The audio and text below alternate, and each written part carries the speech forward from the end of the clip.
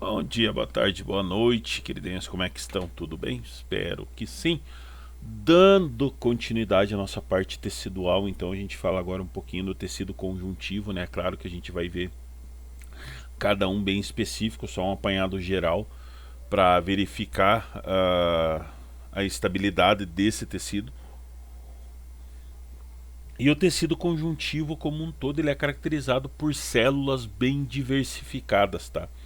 Tanto da sua origem como em sua função. Então essas células elas se encontram dispersas em uma abundante matriz celular, né? Cuja composição dessa matriz também é bem variável e depende muito do tipo de célula que está presente nesse tecido conjuntivo, tá? Porque o tecido conjuntivo ele se separa no tecido sanguíneo, tecido ósseo, tecido cartilaginoso, tecido adiposo ou tecido conjuntivo propriamente dito. Tá? Então você tem essas separações dentro desse meio. A gente vai ver cada um desses tecidos? Sim, vamos ver cada um desses tecidos, tá? De uma forma um pouquinho mais isolada, mas é bom ter esse apanhado geral dentro do meio. Nós temos como funções dos tecidos conjuntivos, eles apresentam, né, inúmeras funções dentro de cada característica sua, né? E conforme os diferentes tipos. E eles têm função de sustentação, como tecido ósseo, de preenchimento, como tecido adiposo, elasticidade da pele, proteção contra impactos, como tecido adiposo, armazenamento de gorduras e íons, defesa do organismo, transporte de gases e nutrientes, entre outras funções que são aplicadas. Então, é um dos tecidos mais diversificados que nós temos no corpo humano, né, na organização dos seres vivos. Tá? E ele pode ser classificado, tá? E a gente vê cada parte separadinha. Então, dos tecidos conjuntivos, por exemplo, né, o tecido conjuntivo ele pode ser classificado segundo a composição das suas células e a sua matriz extracelular, né? E ele pode ser separado em tecido conjuntivo propriamente dito e tecido conjuntivo especial, tá? E isso é de acordo com a sua organização de suas células e da matriz extracelular. Aí nós temos a seguinte separação. O tecido conjuntivo propriamente dito, ele pode ser dividido em tecido frouxo, tá? Onde as fibras da sua matriz extracelular vão estar dispostas mais frouxamente, mais soltas, né? E que confere ao tecido uma maior flexibilidade. Então, dentre as suas funções, ele faz a ligação entre os epitélios, né? Aos tecidos adjacentes, preenchimento de espaço entre os órgãos e tecidos. Então ele tem uma grande quantidade de funções que acaba se utilizando do tecido conjuntivo frouxo. O tecido conjuntivo denso, ele é parecido em constituição com o tecido conjuntivo frouxo, só que ele apresenta uma maior quantidade de fibras colágenas, né? O que torna ele menos flexível, ele é mais rígido, um pouquinho mais rígido. E esse tecido ainda pode ser dividido em modelado, na qual as fibras colágenas, né, estão dispostas paralelamente aos fibroblastos, e ao não modelado, na qual as fibras não apresentam uma distribuição ordenada. Então são funções desse tipo de tecido a sustentação e a resistência à tração, tá? Sustentar o corpo e resistir à tração. Tipos de tecidos conjuntivos especiais, né, que nós temos separados dentro desse meio também. Nós temos tecidos bem específicos, né, desse meio, e se separa lá tecido adiposo, né, que o próprio nome fala, ele é constituído por células adiposas que são especializadas em armazenar gordura. Dentre as suas funções, né, a gente pode citar a absorção de impactos, né, isolamento térmico e armazenamento de energia, que são funções do tecido adiposo, né? Então você tem isso como função principal. Lembrem que na evolução humana o homem não ele não tinha alimento todo dia, né? Não era toda hora que ele tinha alimento disponível. Então você teve uma adaptação desse tipo de tecido justamente para ele criar um isolamento térmico e armazenar energia na forma de gordura, né? E justamente com isso auxiliar na absorção de impactos, né? Evitando que os impactos alcancem os órgãos com a sua potência máxima, tá? Uh, então os gordinhos têm uma vantagem quanto a isso, tá?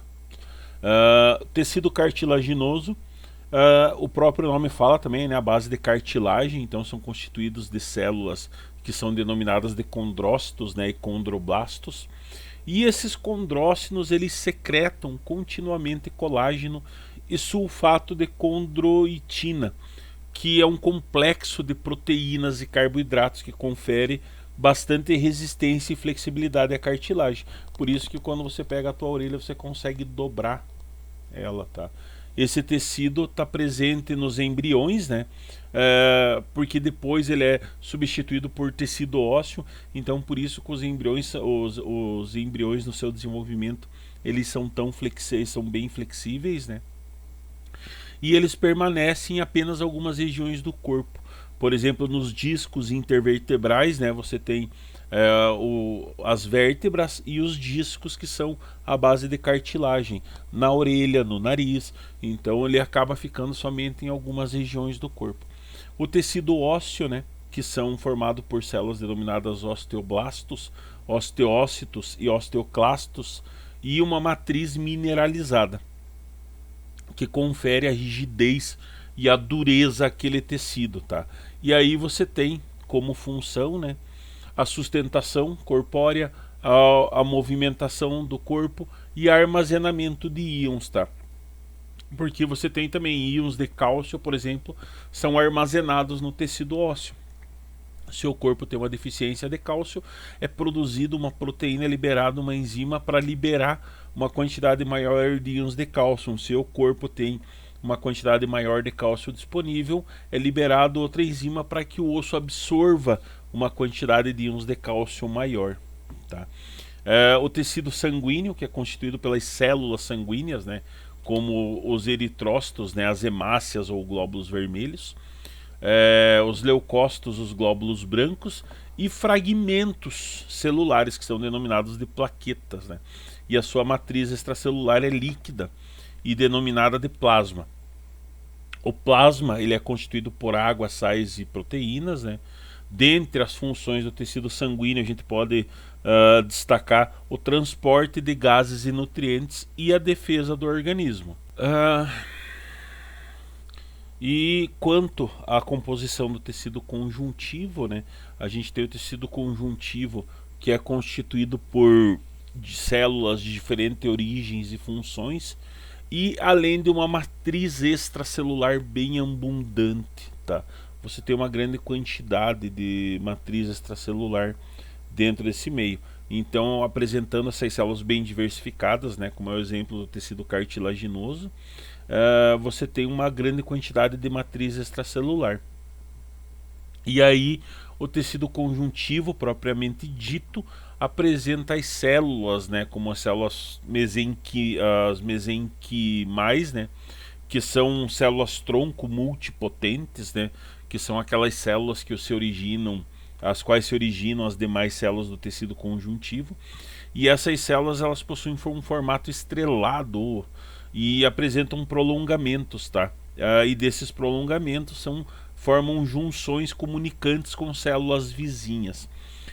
Os fibroblastos, que apresentam um formato estrelado ou alongado, e possuem prolongamentos, e seu núcleo é bem desenvolvido, tá? Com os nucleolos bem evidentes. Por exemplo, o retículo endoplasmático rugoso e o complexo de Golgi é bem desenvolvido nos fibroblastos, né? Porque eles têm essa função de secretar os componentes da matriz extracelular. Então, como tudo isso é produzido pelo retículo endoplasmático rugoso e o complexo de Golgi, isso explica ele ser tão desenvolvido, tá? Então, são as células mais abundantes do tecido conjuntivo. Nós temos os macrófagos, né, que são células com diferentes formas, e dependendo do seu estado funcional além de núcleo na forma de um rim e retículo endoplasmático rugoso, complexo de Golgi, bem desenvolvidos, eles são originados a partir dos monócitos, né, que são produzidos lá na medula óssea e que depois vão migrar para o sangue e do sangue para o tecido conjuntivo, tá? Que vão passando por algumas mudanças, transformando nos macrófagos, né? Os macrófagos, eles têm função principal de defesa do nosso organismo, né? Fagocitando restos celulares, bactérias, substâncias estranhas que entram no corpo e que estão presentes no nosso organismo, tá? E além disso, eles também secretam substâncias que auxiliam na defesa, né? Como os lisossoma, que é uma enzima que destrói as paredes de bactéria para que eles consigam fagocitar, né, destruir aqueles restos celulares, e atuam na reparação dos tecidos, né, como as enzimas de colagenase. Temos ainda os plasmócitos, né, que são células ovoides e apresentam uma grande quantidade de retículo endoplasmático rugoso e são responsáveis pela síntese dos anticorpos, que são glicoproteínas que são produzidas justamente em resposta à penetração de moléculas estranhas no corpo, tá? Então qualquer molécula estranha que penetre no corpo é produzido uma grande quantidade de plasmócito, tá? Que são encontrados em maior abundância nas regiões mais suscetíveis a presença de substâncias estranhas, né? A boca, o nariz, no viaduto da orelha, que são locais onde você pode ter uma possibilidade de inflamações crônicas maiores. Os mastócitos ainda, que são separados também, né? Os mastócitos imaturos, que se originam na medula óssea e por meio da corrente sanguínea chegam até os tecidos, e aonde vão se diferenciar em mastócitos. São encontrados dentro da pele, no sistema respiratório, no sistema digestório, e são células bem grandes e apresentam um núcleo pequeno e central em seu citoplasma, tá? Esses presentes granúlos, né, apresentam, né, como mediadores químicos de reações alérgicas e processos inflamatórios. Então por isso que você tem aquela reação quando você tem alguma coisa que te incomoda, você tem a reação de espirrar, que é a liberação desses mediadores químicos, né, com o intuito de jogar aquele componente que está te incomodando para fora do corpo. Então na sua superfície são encontrados esses receptores específicos de hemoglobina E, que são proteínas, né, produzidas pelos plasmócitos e atuam como anticorpos, tá? Os mastócitos atuam nas reações imunes, alérgicas e inflamatórias, da mesma forma como você se corta ou faz um ferimento que cria aquela inflamação, né, levanta aquela bolinha, aquele carocinho lá, aquilo lá é um aglomerado de células de mastócitos, né, de células mastócito, que elas atuam nessas reações inflamatórias. As células adiposas, né, que são grandes e esféricas e apresentam um núcleo periférico e são especializadas em armazenar gordura. São encontradas em pequena quantidade, tá? Quando em maior quantidade forma o tecido adiposo, que é um tipo de tecido conjuntivo. Os leucócitos, que são conhecidos como os glóbulos brancos, né, que são as células de defesa do nosso organismo, e migram do sangue para o tecido conjuntivo, tá? Onde são encontrados em pequena quantidade. E essa quantidade ela aumenta mediante a ação de micro-organismos. Então, se você tem micro-organismos estranhos no corpo, você tem um aumento na quantidade de leucócitos, tá? As fibras, que é o tecido conjuntivo fibroso, né, e são formadas por proteínas que acabam se polimerizando, né, e formando estruturas bem alongadas. E você tem, por exemplo, as fibras de colágeno e as fibras reticulares, que apresentam uma quantidade grande de colágeno na sua constituição, e elas que conferem força e flexibilidade aos tecidos, né. Já as fibras reticulares atuam na união do tecido conjuntivo aos tecidos adjacentes, né? Unindo os tecidos, mantendo eles estáveis. E essas fibras elásticas, elas apresentam a proteína elastina em sua composição, o que confere essa elasticidade maior ao tecido, tá?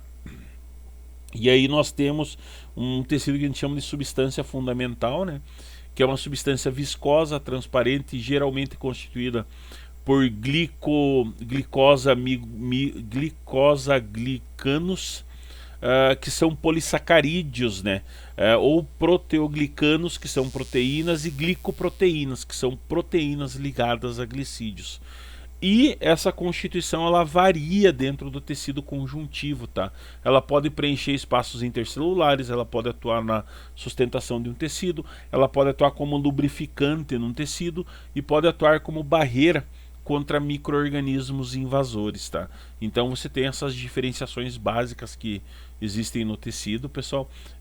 Qualquer dúvida, lembrem, anotem para esclarecer na aula ao vivo, né? Para não ficarem com nenhuma questão a se esclarecer, tá? Nenhum pontuamento com dúvida. A gente vai ver cada parte desse tecido separado, tá? Que acaba tendo um entendimento melhor para todos. Fiquem bem, um grande beijo e até a próxima aula.